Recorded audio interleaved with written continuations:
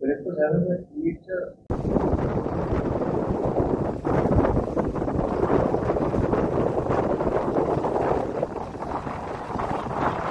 तर येळगाव धरणात किती पाणीसाठा आहे आणि काय आहे?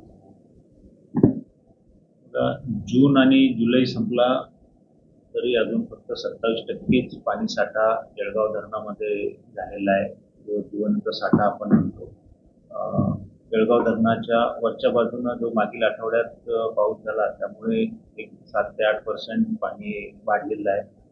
पण आता अपेक्षा आहे की हा पूर्ण जो आपला धरण आहे जळगाव धरण ते लवकरच कंप्लीट भरेल आणि नागरिकांसाठी आनंदाची बातमी आपल्याला ती मिळणारच आहे. परंतु तोपर्यंत नागरिकांनी पाण्याचा जपून वापर केला पाहिजे, असं मी नगरपालिकेच्या वतीने आपणास आवाहन करतो.